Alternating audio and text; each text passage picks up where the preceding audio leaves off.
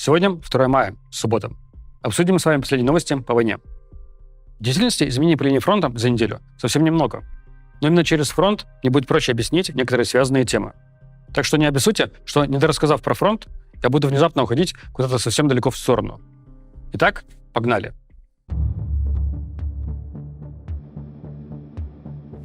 Медленными темпами, но все же ухудшается ситуация на Купянском направлении. Мы с вами постоянно высмеиваем Герасимова за его шапкозакидательские доклады. И они действительно сильно далеки от реальности. Но все же нельзя сказать, что на этом участке фронта у российской армии прямо уж таки все плохо.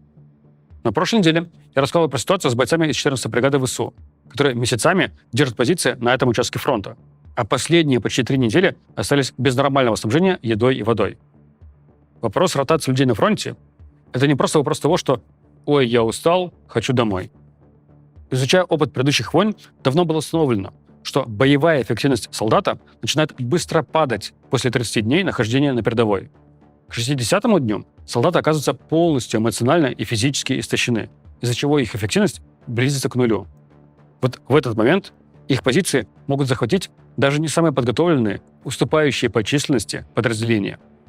На эти данные, на эти результаты прошлых исследований обратил внимание основатель финской независимой аналитической команды Blackbird Group Джон Хелен. Нечто похожее говорит и украинский военный омбудсмен Ольга Решетилова.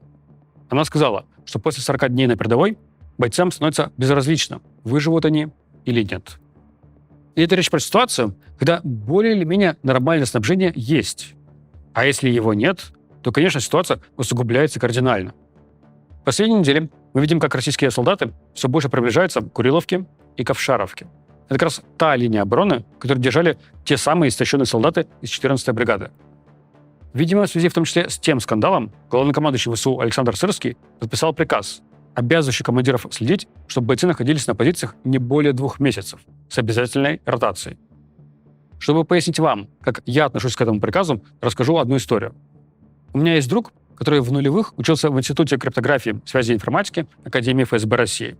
Я не помню дословно всю историю, потому что друг мне рассказывал ее еще в России. А раз это было в России, значит, было давно. В какой-то момент возникла какая-то проблема с чистотой и уборкой крыши и фасада здания Академии ФСБ. И начальник административно-хозяйственной части написал рапорт на имя начальника Академии, что есть серьезная проблема с голубями, которые постоянно засирают крышу. Этот рапорт попал на стол начальника Академии ФСБ. Как я понимаю, это был генерал Остроухов. И, видимо, не вчитываясь в написанное, он поставил свою визу на этот рапорт, в который написал «Запретить». Так и появился приказ генерала ФСБ, запрещающий голубям срать на крышу здания Академии ФСБ. Вот примерно так же я отношусь к приказу Сырского о ротации. Проблема отсутствия ротации ведь не в том, что командиры подразделений каким-то образом забывают контролировать сроки и менять людей. Проблема в том, что людей не хватает. Вам для ротации нужны сменщики, люди, которые ожидают своей очереди в тылу. И отдельно стоит отметить наличие любимчиков Сырского. Я имею в виду украинские штурмовые бригады, которые управляются лично Сырским и всегда получают первоочередное пополнение всем, в том числе людьми. Конечно, им будет сильно проще соблюсти этот приказ. Вторая проблема заключается в стратегии держания плацдармов любой ценой. Что вот эта ситуация с бойцами 14-й бригады на Купянском направлении, что ситуация с украинскими позициями на севере Покровска и Мирнограда. Это такие опасные зоны, куда добраться практически невозможно, а потому и ротацию проводить нереалистично. Сам процесс ротации будет чреват потерями. Чтобы таких ситуаций действительно не повторялось, приказ Сырского должен был звучать иначе. А именно, он должен был возлагать всю ответственность за снабжение и состояние преданных подразделений на командиров бригад, которым эти подразделения и придают. Этот момент тоже многие обсуждали после скандала. Говорят, что командиры бригад наплевать на вот такие приданные подразделения. Ведь это не свои. Также приказ должен обязывать давать указания на отход, когда оперативно-тактическая обстановка грозит серьезным ухудшением позиций. Если у вас нет возможности нормально снабжать своих бойцов, которые находятся по другую сторону реки Оскол от вас, и до которых нет сухопутного пути, значит, должен быть приказ им отступить в тылы. Ну а приказ контролировать ротацию — это все равно, что сказать «приказываю воевать хорошо», «приказываю не воевать плохо».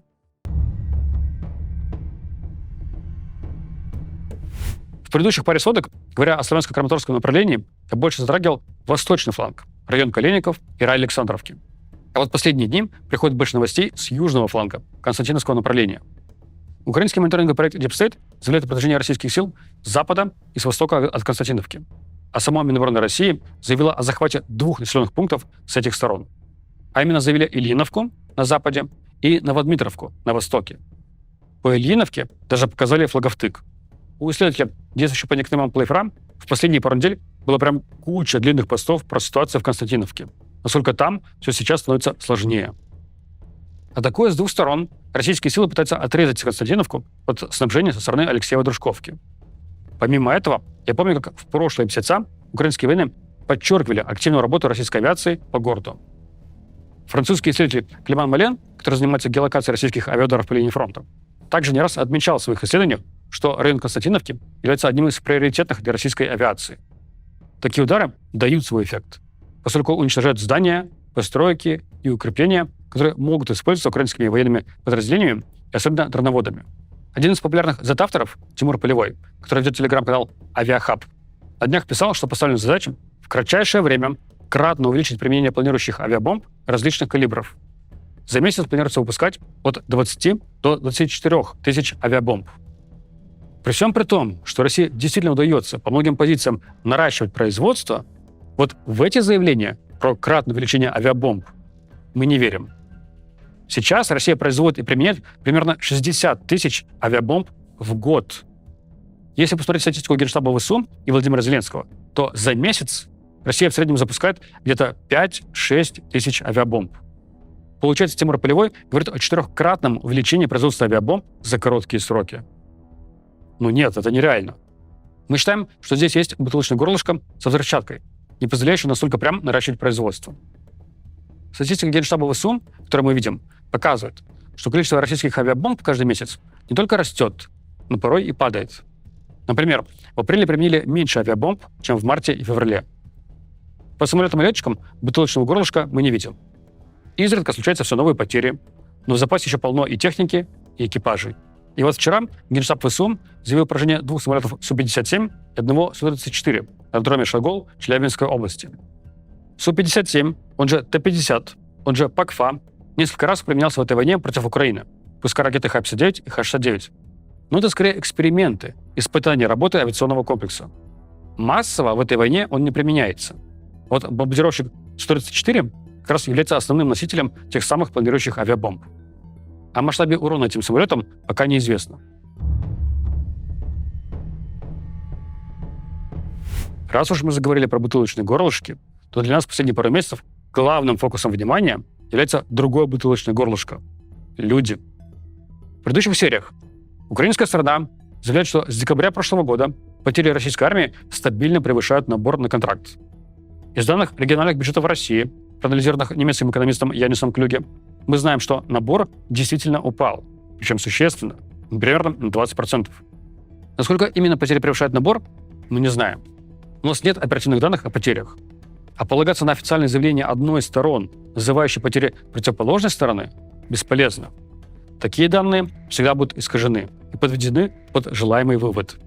В прошедший четверг, выступая на форуме «Знания», зампред Совбеза России Дмитрий Медведев заявил, что по состоянию на 29 апреля контракт с российской армией с начала года подписали 127 тысяч человек, а еще 10 тысяч подписали контракты с добровольческими формированиями.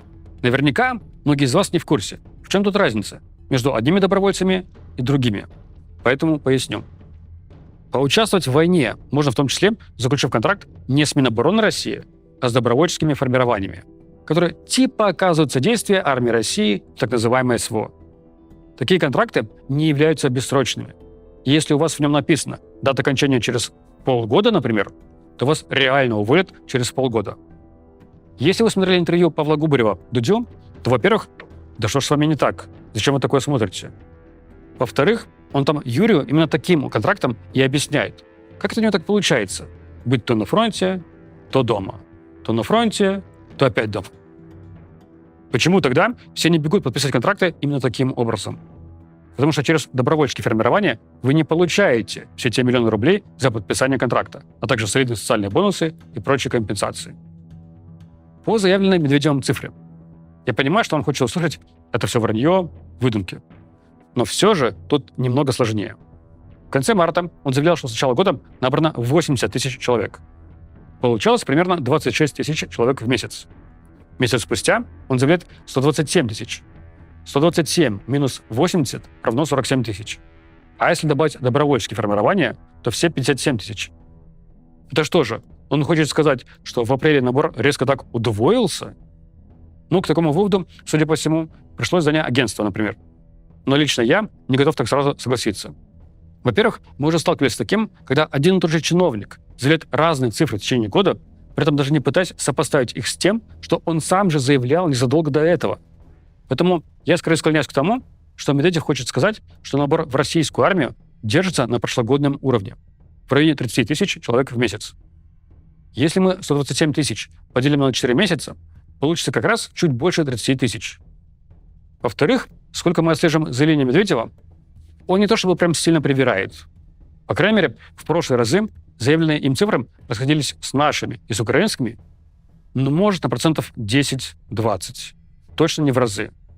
Если вы сравните цифры Медведева за прошлый год и Кирилла Буданова, то вы заметите, что они довольно-таки близки. В-третьих, в теории тут опять могут быть какие-то то ли нюансы, то ли махинации с бюджетными проводками. Помните, как это было в прошлом году? Когда данные федерального бюджета показали, что набор во втором квартале упал аж в 3 раза. А потом оказалось, что это была просто махинация с правилами отчетности. Медведев оперирует теми цифрами, которые имеет Минобороны России. То есть сколько человек оставили свою подпись под бланком контракта с Минобороны России. Всегда ли эта цифра равна той, которую мы можем получить из данных расходования средств региональных бюджетов? Я не уверен.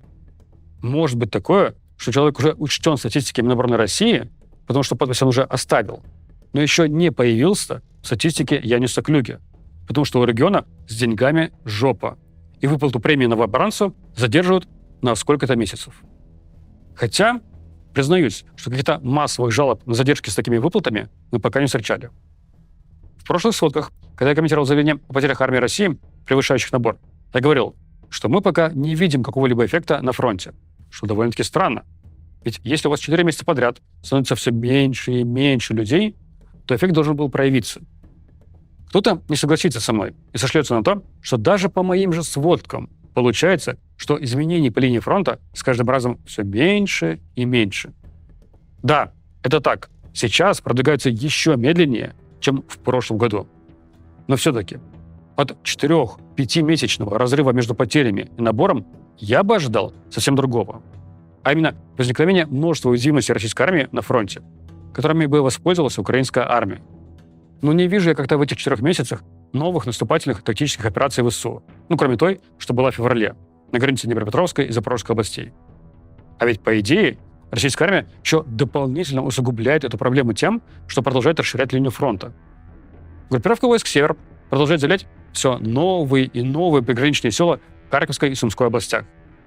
А эффекта Медведева, то есть эффекта резкого удвоения набора, мы тоже пока не видим. Хотя, может быть, пока просто рано, ведь только месяц прошел. Все же несколько более ясной станет картина к концу июня. По опыту предыдущих лет мы видим, что май-июнь — это пора прорывов. Май 24-го — очерединский прорыв. Май-июнь 25-го — прорыв между Константиновкой и Покровском, в районе Воздвиженки и Колебан-Быка. Так что если к концу июня динамика линии фронта будет вот такой же, как сейчас, тогда действительно можно будет говорить, что какой-то кризис у армии России есть. Интересно и то, как сейчас входит ситуация со спущенными планами Университета России. От них требует какой-то процент количества студентов, отправленных каждый месяц на СВО. А сами студенты подписывать контракты не торопятся. Мне сразу вспомнились прошлые года, когда подобные планы спускались по крупным госпредприятиям вроде РЖД и «Газпром». И вот тогда эти компании публиковали множество вакансий, по которым подразумевалось, что да, вы подпишете трудовой контракт с РЖД, но тут же подпишите и контракт с Минобороны. А бонус в том, что помимо выплаты от Минобороны вы получаете постоянную зарплату еще и от РЖД, поскольку отправились на войну от них. А как же быть вузом? Они же не могут в произвольном месяце года зачислить студента и отправить на войну. Так вот, был придуман выход с дополнительным образованием. Фиктивный студент подписывает договор, условно, на прохождение курсов повышения квалификации при этом университете. И тут же подписывает контракт на войну. Так что, возможно, мы скоро на фронте увидим кучу 40-50-летних студентов. Учиться никогда не поздно. Интересно, как само Минобороны будет на это реагировать? Ведь, по идее, предполагалось, что студентов будут набирать войска беспилотных систем. А у Минобороны прописано ограничение, что на должность дроноводов подходят люди возрастом до 35 лет. Кажется, ожидания студентов настолько не оправдались, что властям пришлось перейти от кнута к прянику. До этого мы видели кучу сообщений об угрозам студентам-должникам, что их отчислят и сразу передадут военкомату, и если не захотят, добровольно подписать контракт с Минобороны. Теперь вот устроили совещание Минобороны России, где замминистра науки и высшего образования Дмитрий Афанасьев уверяет, что это все фейки. Мы все проверили. Это неправда. Угроз не было.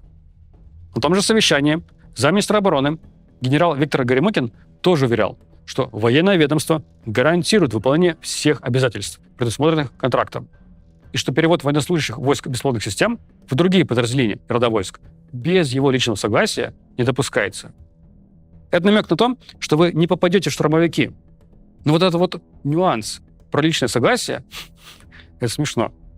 Но даже многие зетники обратили внимание и написали, что, конечно же, дает возможность, извините меня за эту лексику, я просто дословно цитирую зет-авторов, наебать студента.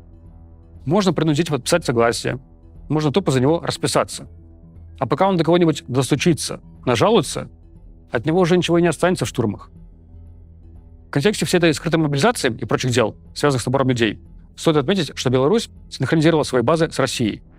И уже есть прецедент, когда призывникам, гражданина России, на которого наложено ограничение по запрету на выезд из России, не выпустили на границе Беларуси, в Минске.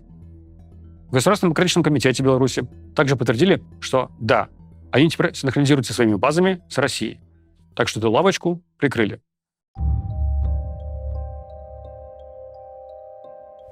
И последняя новость, на которой я хотел бы остановиться в этой сводке, это Парад Победы. У меня как раз в этот день выйдет сводка на этом канале. Все-таки основную часть парада отменили.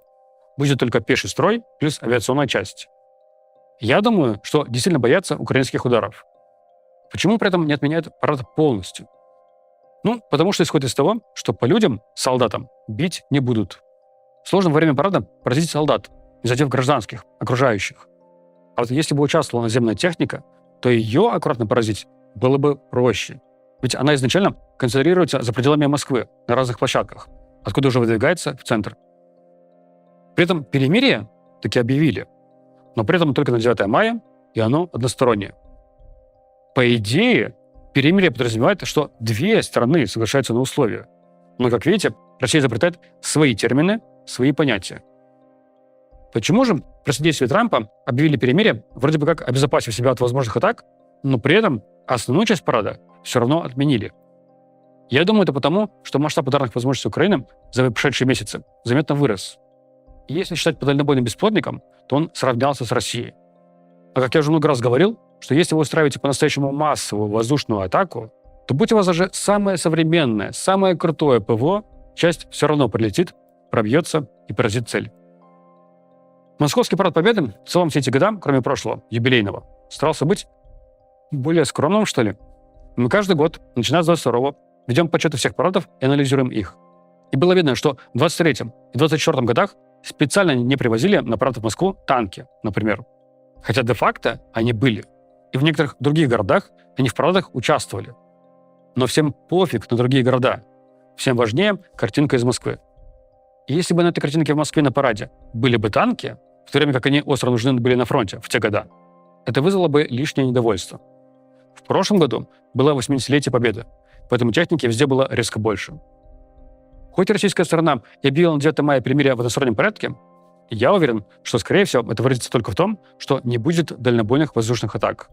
А атаки по приграничным и прифронтовым населенным пунктам будут. И столкновения по линии фронта тоже будут. Такие вот новости у нас на этой неделе. Увидимся с вами ровно через неделю на 9 мая. Пока.